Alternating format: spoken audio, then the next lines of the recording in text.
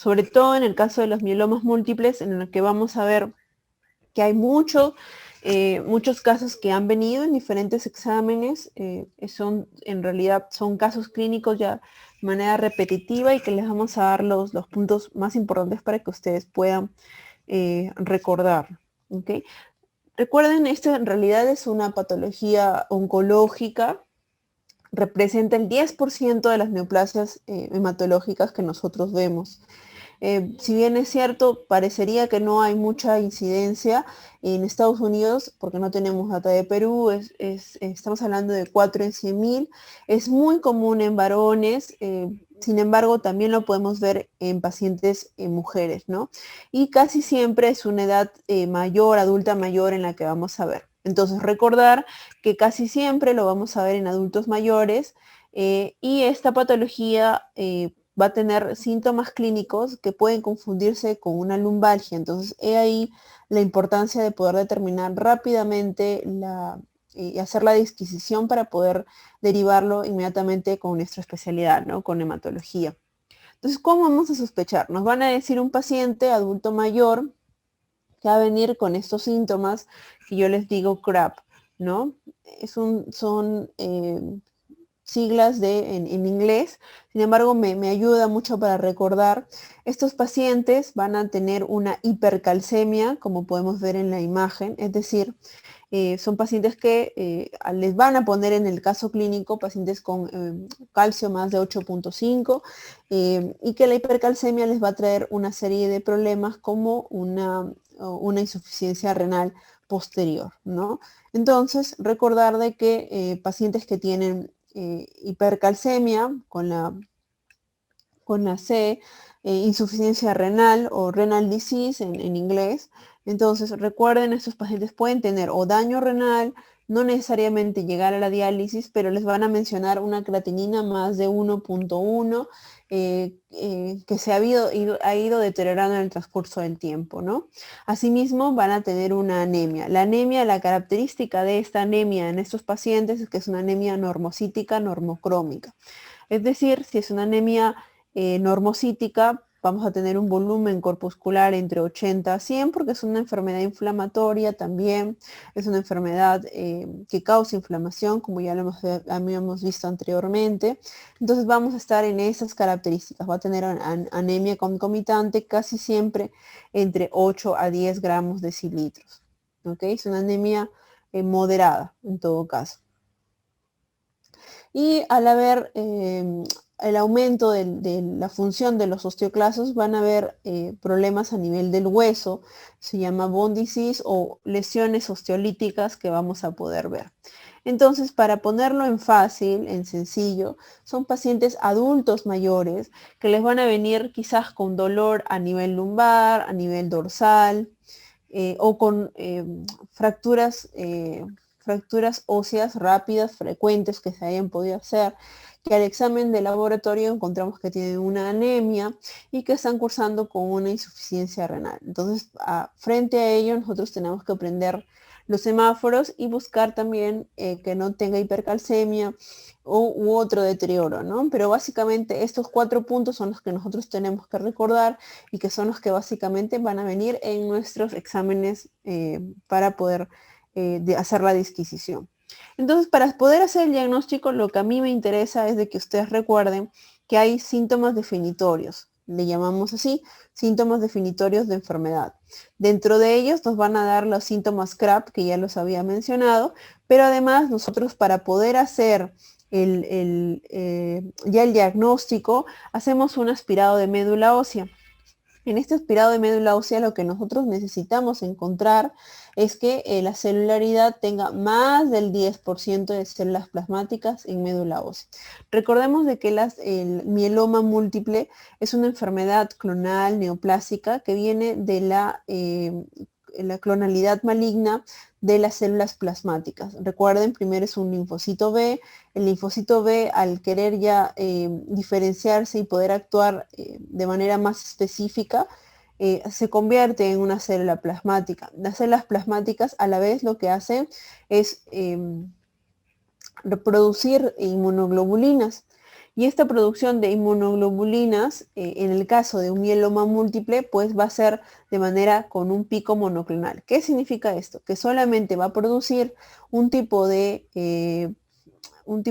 inmunoglobulina, dejando atrás todo el ramillete de inmunoglobulinas que tenemos normalmente, como la A, la G, la M, la E. Entonces, por ejemplo, va a haber un aumento de la inmunoglobulina G y por lo tanto esta no va a tener una buena función, no va a funcionar mejor, va a haber una disminución de las otras inmunoglobulinas y por lo tanto la tendencia a infecciones va a ser mucha, ¿no?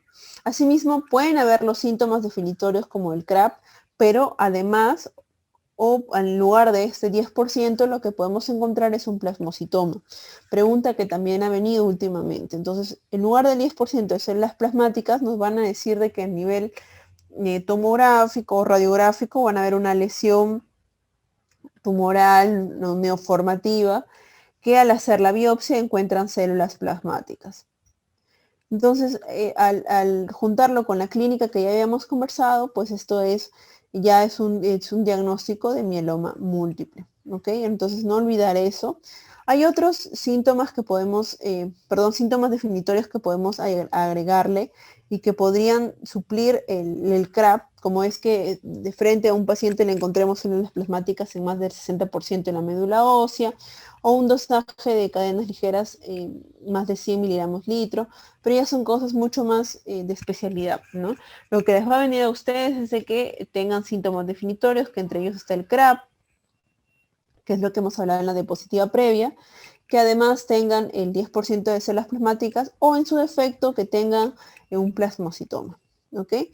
Entonces, eso es lo que yo necesito que recuerden. En el caso del mieloma múltiple, hay muchas enfermedades predecesoras que hacen que, por ejemplo, sin la necesidad de haber 10% de células plasmáticas, en el transcurrir de los años se van volviendo cada vez más patológicas y finalmente terminan convirtiéndose en un mieloma múltiple. Eso es solamente para conocimiento de ustedes. Recuerden que hay otras modalidades de mieloma múltiple con otros nombres. Sin embargo, lo que estamos viendo acá es el mieloma múltiple en sí, ¿no? Entonces, como en toda patología oncológica, vamos a tener formas de poder estadiar este mieloma múltiple y qué es lo que les van a preguntar, ¿no? Si bien es cierto que ustedes ven estadio 1, estadio 2 y estadio 3. El estadio 2 es el más fácil porque no es ni 1 ni 3, que no caben ni en el 1 ni en el 3. Lo que ustedes tienen que recordar es de que los parámetros que toman en cuenta estos sistemas de revisión internacional del mieloma para pronóstico es la albúmina y la beta-2 microglobulina. ¿Okay? Esto sí ha venido en preguntas, en exámenes. Asimismo, la lactato deshidrogenasa que nos da un nivel de proliferación celular.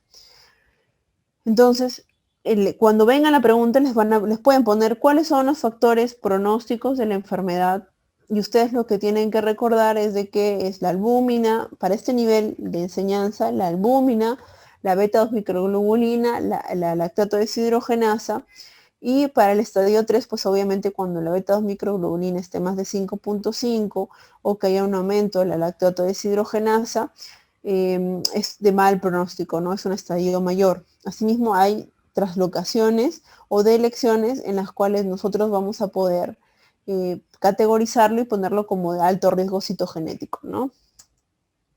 Entonces, ¿qué es lo que nosotros tenemos que pedir? ¿Qué exámenes de laboratorio vamos a tener que pedir? Están los exámenes de laboratorio en los cuales vamos a querer determinar qué tipo de inmunoglobulina es la que predomina, ¿no? A esto se le llama electroforesis de proteína sérica. ¿Okay?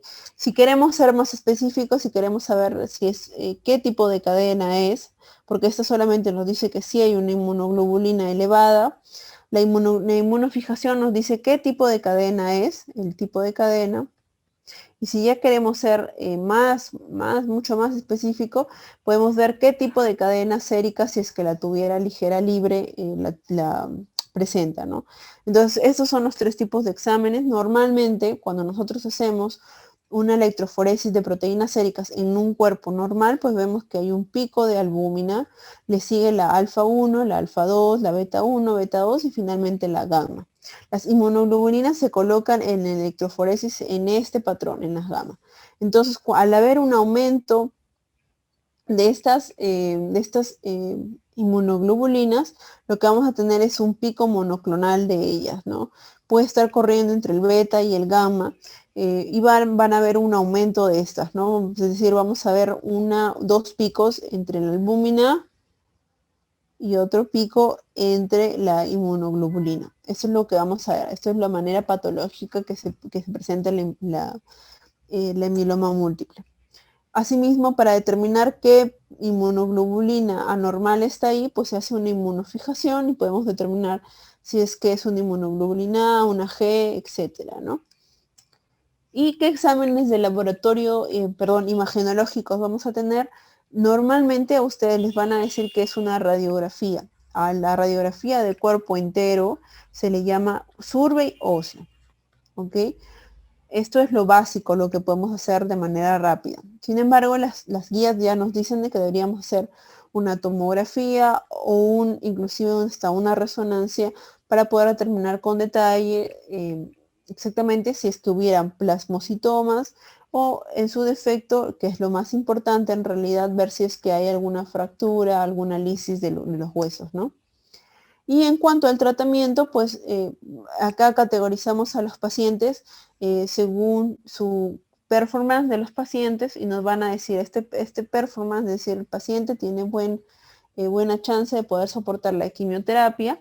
Entonces vamos a clasificarlos en pacientes candidatos de trasplante y aquellos no candidatos. Los no candidatos, que son los demás, es decir, los que tenemos en mucha mayor cantidad, pues van a recibir un tratamiento con talidomida,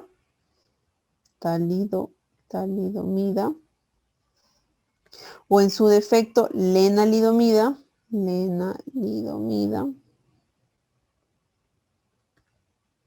más puede haber ciclofosfamida, ¿ok? Y siempre se le añade un corticoide, que en este caso, por ejemplo, acá ponen la dexametasona. Y finalmente van a un mantenimiento. Pero aquellos pacientes que sí pueden ir a trasplante, se le da la terapia de inducción, es decir, una de las terapias como hemos visto acá, 4 a 6 ciclos, y posterior a ello se le hace un trasplante autólogo. ¿Cuál es la finalidad? De que el paciente vaya a mantenimiento y finalmente pues se hable de ya, si bien es cierto, no curación, pacientes que están con enfermedad en remisión total, ¿no? Entonces eso es lo que ustedes tienen que recordar. El paciente puede ir o no ir a trasplante, van a recibir una terapia con talidomida, lenalidomida, asimismo con ciclofosfamida y un corticoide.